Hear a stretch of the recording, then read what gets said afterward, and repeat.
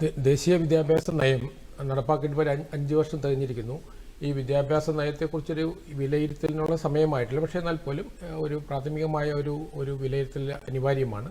പക്ഷേ നിർഭാഗ്യവശാൽ കേരളം പോലെയുള്ള ഒരു സംസ്ഥാനങ്ങൾക്ക് ഇത് നടപ്പാക്കിയിട്ടില്ല എന്നുള്ളതും രാഷ്ട്രീയത്തിൻ്റെ തലത്തിലല്ലാതെ സമഗ്രമായ ചർച്ചകൾ കാര്യമായി നടന്നിട്ടില്ല എന്നുള്ളതും ഒരു വസ്തുതയാണ്.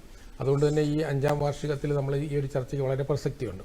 അപ്പോൾ നമുക്കറിയാം, ഇന്ത്യയിൽ ഇന്ന് നമ്മുടെ ആധുനിക വിദ്യാഭ്യാസം എന്ന് പറയുന്നത്, അല്ലെങ്കിൽ നമുക്കൊരു ഭാരതീയമായ ഒരു വിദ്യാഭ്യാസ പാരമ്പര്യമുണ്ടായിരുന്നു. പക്ഷെ അത് നീണ്ട നാളത്തെ കോളനി ഭരണത്തിന് നഷ്ടമായി. 1857 നമ്മൾ ഇന്ന് കാണുന്ന യൂണിവേഴ്സിറ്റി വിദ്യാഭ്യാസം ഇന്ത്യയിലേക്ക് കൊണ്ടുവരുന്നത്. അതിന് സ്വാതന്ത്ര്യാനന്തരം ആദ്യം ഒരു സമഗ്രമായ ഒരു വിദ്യാഭ്യാസ നയം സ്വീകരിക്കുന്നതിന് പകരമായിട്ട് നമ്മൾ ഉന്നത വിദ്യാഭ്യാസ മേഖലയ്ക്ക് ഡോക്ടർ രാധാകൃഷ്ണൻ കമ്മീഷൻ്റെ റിപ്പോർട്ടിൻ്റെ അടിസ്ഥാനത്തിലും പിന്നീട് ഡോക്ടർ മുതലിയാർ കമ്മിറ്റിയുടെ റിപ്പോർട്ടിൻ്റെ അടിസ്ഥാനത്തിൽ സെക്കൻഡറി വിദ്യാഭ്യാസത്തിലും മാറ്റങ്ങൾ വരുത്തി.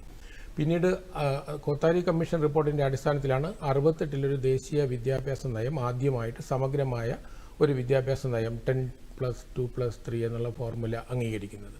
പക്ഷെ അത് നീണ്ട നാളത്തെ അത് തന്നെ കണ്ടിന്യൂ ചെയ്ത് 1986 ശ്രീ രാജീവ് ഗാന്ധി പ്രധാനമന്ത്രി ആയിരിക്കുമ്പോഴാണ് ദേശീയ വിദ്യാഭ്യാസ നയം, ഒരു പുതിയ വിദ്യാഭ്യാസ നയം നിലവിൽ വരുന്നത്.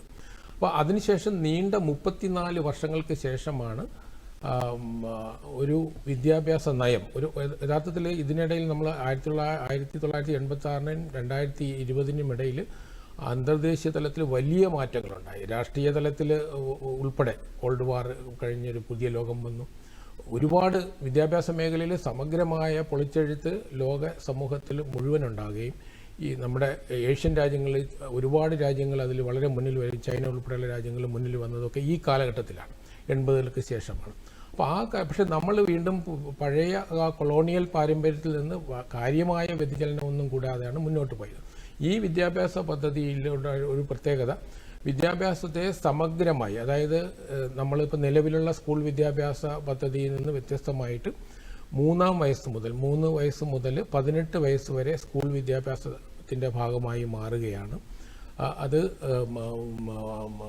5+3+3+4 എന്നുള്ള ഫോർമുലയിൽ ഒരു കുട്ടിയുടെ, അതായത് സമഗ്ര വികാസം ലക്ഷ്യമാക്കിക്കൊണ്ട് അതിനകത്ത് വൊക്കേഷണൽ ട്രെയിനിങ് ഉണ്ടാകും, സ്കിൽ ഓറിയൻറ്റേഷൻ ഉണ്ടാകും, അതുപോലെ മാതൃഭാഷയിൽ കൂടുതൽ പ്രാധാന്യമുണ്ടാകും. അതേപോലെ തന്നെ ഒരു വിദ്യാർത്ഥിയുടെ സമഗ്രമായ പുരോഗതിക്കും അവൻ്റെ താല്പര്യത്തിനും അനുസരിച്ചിട്ടുള്ള പദ്ധതികളിലടങ്ങുന്ന ഒരു വലിയൊരു പദ്ധതി. വളരെ ഞാൻ ഈ വിദ്യാഭ്യാസ പദ്ധതിയുടെ പൂർണ്ണരൂപം നമ്മൾ പഠിക്കുകയാണെങ്കിൽ നമ്മുടെ സ്കൂൾ വിദ്യാഭ്യാസ മേഖലയിൽ വിപ്ലവകരമായ മാറ്റം വിദ്യാർത്ഥികൾക്കുണ്ടാകുന്ന സാധ്യതയുള്ളൊരു വിദ്യാഭ്യാസ പദ്ധതിയാണ് ഇവിടെ നടപ്പാക്കിയിരുന്നത്. പക്ഷെ അത് പൂർണ്ണരൂപത്തിൽ വന്നെന്ന് പറയാൻ കഴിയില്ല.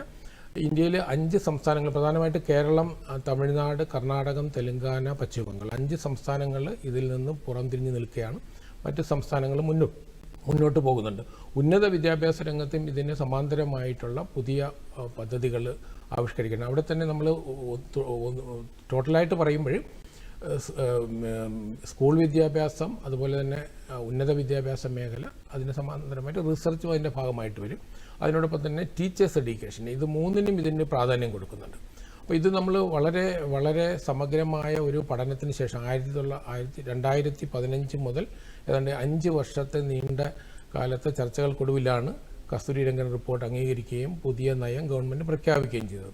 അപ്പോൾ നമ്മുടെ രാജ്യത്ത് സംഭവിച്ച ഒരു നിർഭാഗ്യകരമായ ഒരു അവസ്ഥ, ഞാൻ ആദ്യം സൂചിപ്പിച്ചതുപോലെ തന്നെ ഇത് രാഷ്ട്രീയമായ ഒരു നരേന്ദ്രമോദി സർക്കാരിൻ്റെ കാലഘട്ടത്തിൽ നടപ്പാക്കിയത് കൊണ്ട് ആയിരിക്കണം അതിനൊരു രാഷ്ട്രീയ മുഖം കൊടുത്തു. പക്ഷെ നമ്മളൊരു ഈ നയത്തിലേക്ക് പോകുകയാണെങ്കിൽ അതിനകത്ത് രാഷ്ട്രീയമായ യാതൊരു തരത്തിലുമുള്ള ഇടപെടലുകൾ നമുക്ക് കാണാൻ കഴിയില്ല. അതിനകത്ത് ആശയപരമായ ഇടപെടലും കാണാൻ കഴിയില്ല. അന്തർദേശീയ തലത്തിൽ അപ്പോൾ ക്വാളിറ്റി ഓറിയൻറ്റേഷൻ വളരെയധികം ഊന്നൽ കൊടുക്കുന്നു. ദേശീയ നിലവാരമില്ല, അന്തർദേശീയ നിലവാരത്തിൽ ഭാരതത്തിലെ ഓരോ വിദ്യാർത്ഥിയും ഉന്നത വിദ്യാഭ്യാസ രംഗത്ത് കടന്നു വരിക, അതിൽ വിശേഷം ഗ്രോസ് എൻറോൾമെൻറ്റ് റേറ്റ് 50% കൊണ്ടുവരിക. ഏറ്റവും പ്രധാനപ്പെട്ട ഒരു മാറ്റമെന്ന് പറയുന്നത് അതിൻ്റെ സാമ്പത്തികമായ സപ്പോർട്ട് GDP-യുടെ 6% ഇതിലേക്ക് മാറ്റിവെക്കുന്ന തരത്തിലേക്കൊക്കെയുള്ള ഒരു വലിയൊരു പുതിയൊരു മുന്നേറ്റം വിദ്യാഭ്യാസ രംഗത്ത് തുടക്കം കുറിക്കുകയാണ്. അപ്പോൾ 5 വർഷം ഈ നയത്തെ നമുക്ക് വിലയിരുത്താറായിട്ടില്ല, പക്ഷെ അത് മുന്നോട്ടുള്ള പാതയ്ക്ക് തീർച്ചയായിട്ടും ഒരു വഴികാട്ടിയാണ്.